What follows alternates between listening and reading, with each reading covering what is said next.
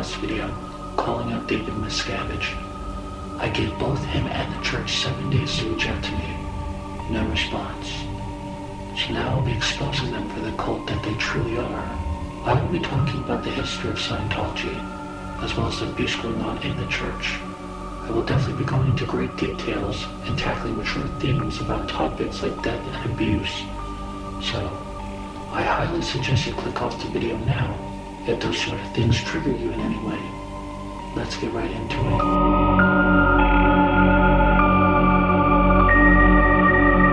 Scientology is a religion that was developed by science fiction author Ron Hubbard. Hubbard was also a United States veteran during World War II. He served as a naval officer and commanded 2 ships, but was removed later on due to his incapability of command. In the teachings today, the church believes that Hubbard's near-death experiences and injuries are what made Hubbard able to see the truth of things and create a foundation for what they believe in. However, they also disagree with the medical records about Hubbard's claiming that sections of his records were falsified in an attempt to protect his secret activities as an intelligence officer. In the 1930s and 40s, after World War II, Hubbard would continue writing, but would also begin experimenting in activities such as practicing hypnosis and religious acts like Satanism. On May 9, 1950, Hubbard would release Dianetics, the modern science of mental health. Dianetics is a technique called auditing. Auditing is a conversation face-to-face or through a machine called an e-meter used by a professional that helps a member of Scientology recall past traumas and get through them or over them, removing any and all emotional trauma of past memories in a process called clearing. The e-meter works in the same way as a polygraph and picks up signals from your body. The auditor can see what phrases or memories triggered negative feelings and will use those triggers as a detective would to get you to confess whatever it is they are trying to get out of you. During this time, Hubbard also came up with a term known as thean. Essentially, thean is the belief that our soul is immortal and allows us to tap into the past lives as well as past traumas from those lives that still affect us in the current life we are living today. Scientologists believe that the life they are living or have lived is not confined to a single lifetime. They believe that we are capable of anything, even if we haven't been able to realize it just yet in this lifetime. Scientologists do believe in a godlike figure called the Supreme Being, but will only discover that being once they've gone through their own unique journey. To clarify, Dianetics is part of Scientology, but is not actually a religion. Dianetics is just a way to enhance the religious experience that is Scientology, and Hubbard believed that what Dianetics was essentially a tool for the common Scientologists to become a better version of themselves that would make them no longer live a lifetime questioning what if, how can, or how will, but would know all the answers that might question them. There are 8 dynamics that drive Scientologists forward, including the urge towards infinity, to discover the Supreme Being, protect animal life, the urge to exist in a peaceful community with no war or bigotry, and to exist as one mankind across all races. There's also this whole belief about Xenu and the Galactic Confederacy, but I won't get into it just because it's fucking stupid, and the church itself will go out of its way to dismiss the telling of this story in any way possible, because it is so fucking stupid. And if you would like to read or hear more about it, I highly recommend you watch the South Park episode. As wild and dramatic as Trey Parker and Matt Smith tell it, that is 100% how they teach Scientology. And in order for you to actually learn about the story and the teachings of Scientology, you would have to reach a very high level in the many long courses of Dianetics and pay upwards to $100,000. Oh yeah, if you don't become enlightened or figure out the life mysteries of Hubbard's teachings, you're forced to pay the entirety of the course's fees just to try again. In other words, you're forced to pay an additional thousands and millions of dollars to the church just to retake courses you've already taken. On top of that, if you say, I don't want to take the course again, I want my refund, You're then forced to have a meeting with one of the higher-ups who will clarify you as an enemy, and you will legally not be allowed to enter any of their buildings ever again. So, now that you're an enemy of the church, you can no longer enter any of the buildings to get your refund, and you'll never see all that money that you spent on these stupid fucking courses. You're also risking the church sending private investigators to stalk and harass you, your family, friends, your job, and anyone else you're close to, just to make you seem like the enemy for the rest of your life. That is Scientology in short. And before I move on to our next topic, I want to ask you a question. What kind of religion or church forces you to pay all this money, gets away with not having to pay taxes, and then tells you that when you ask for a refund, you can't even enter a building to get your money because you're now an enemy? I mean, correct me if I'm wrong, but I'm pretty sure most, if not all religions, will only ask you to donate whatever you feel like donating, not force you to take out mortgages on your house, sell your cars, and do whatever you have to do just to take a stupid fucking course where you might feel enlightened.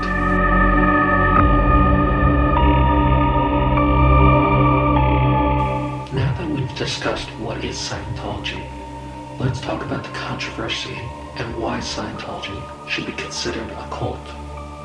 In 1986, after Ron Hubbard passed away, church leader David Miscavige took over the Church of Scientology.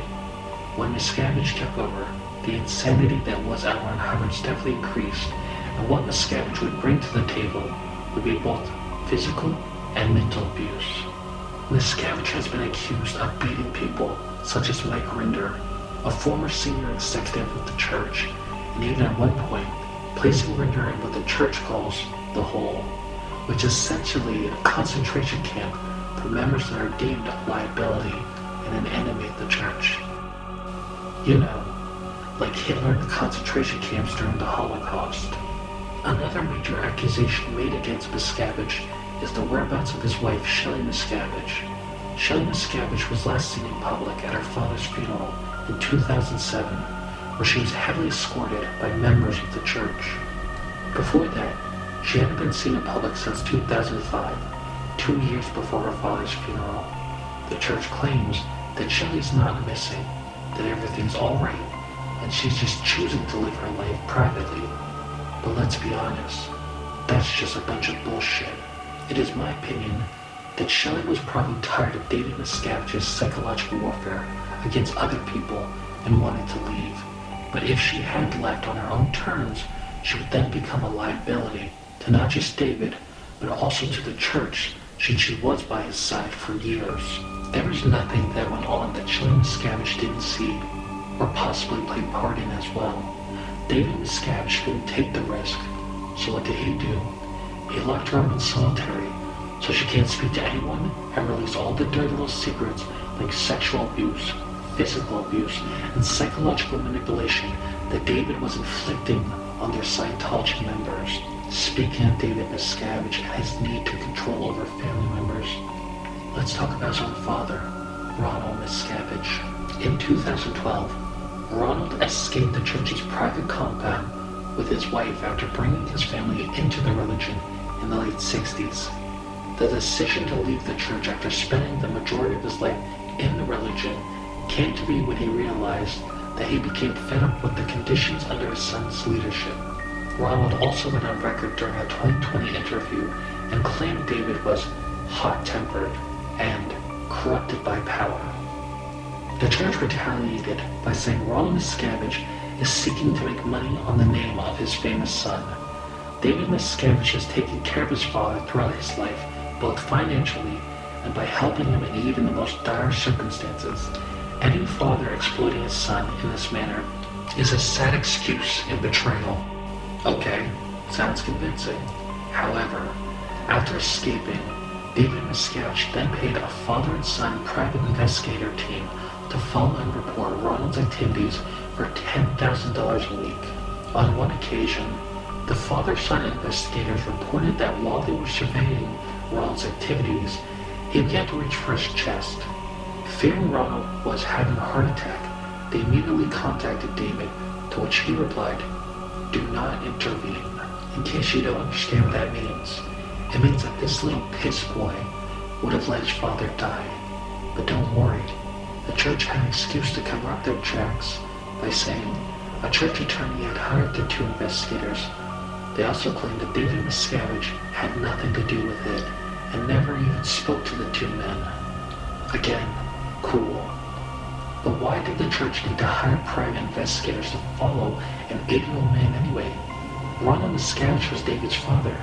Wouldn't a son want to reach out to his father, a religious man? No? Well, it's alright, David, because at least now you don't have to worry about your father speaking up against you, since he died last year due to cancer. It's alright though. You still have all the power and cold, buddy. Before I move on to the next topic, I also want to speak a little bit more about some other victims who came to unfortunate circumstances due to Scientology. Lisa McPherson, born February 10, 1959, passed away on December 5, 1995 in Clearwater, Florida, under the care of the church's flag service organization due to the introspection rundown, which is an auditing process created by the church to handle psychotic episodes. Lisa McPherson was found underweight, dehydrated, and covered in bites. The church went on record to say Lisa died due to a pulmonary embolism, which is a blood clot that develops in a blood vessel in the body. However, autopsy reports showed differently. Lisa's body was not only incredibly skinny and dry, but also covered in bruises, scratches, and bites, which wouldn't happen due to a blood clot. Jeremy Perkins was 20 years old when he stabbed his mother to death.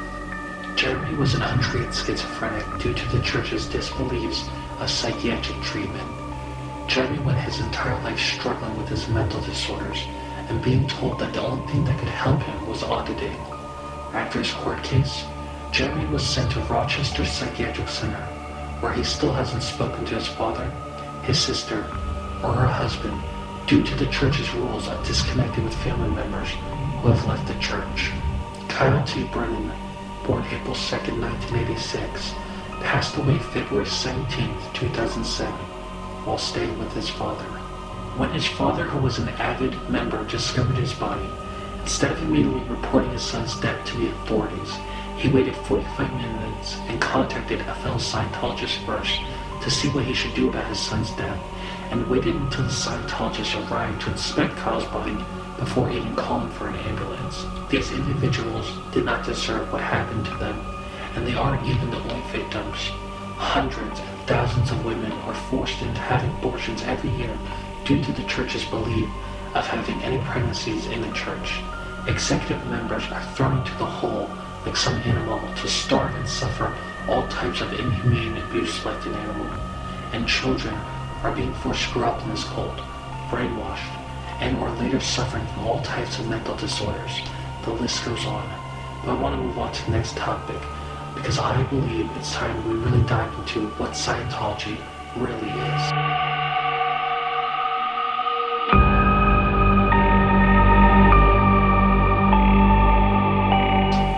Scientology essentially is a cult. Their beliefs and treatment to their fellow members are entirely ludicrous and insane. The fact that they are considered to be an actual religion, like Christianity, Judaism, and even Hinduism, is fucking crazy. As stated before, no church forces you to spend millions of dollars and refuses to see you the opportunity just because you can't financially support their teachings. No church forces you to disconnect from your family and tells you that you can't speak to your family. No church forces you to have abortions or holds you into captivity. But most importantly, no church would ever hire people to follow and attack you just for going against their beliefs. Scientology doesn't care about you or even love you for that fact. All they want is your money and to control you. Lastly, I would like to end this video with one last final message to David Miscavige. Hello, David. You did not reach out to me like I asked you to in my last video. I made several posts on both Instagram, TikTok, and even Twitter in an attempt to get your attention, but you refused to acknowledge me. I told you that with this video, I wasn't just becoming your enemy, but you were becoming my enemy. And as for as long as you live, that is what I will be. I will continue to speak out against the church and fight for those who you've manipulated and scared into speaking out. I will go against you at every turn and show my lies to the victims and their family. You are not untouchable, and you are not someone who needs to be feared. You're a sad little man who I almost feel sorry for, just because you also have fallen victim to the cult's manipulation. I do not wish you the best, or for you to get help though. I want you to be put on trial and spend the rest of your life in a prison cell for the injustices you have contributed to every victim you are responsible for. You are a coward, a spoiled little brat sucking on Ron Hubbard's tit, and you will eventually fall if not become irrelevant. My offer stands. You know how to contact me, and I offer you the chance to speak with me one-on-one. Refuse, and we could just continue playing this game where the only real loser will be you. I look forward to having this conversation, Miscavige, and I will be waiting.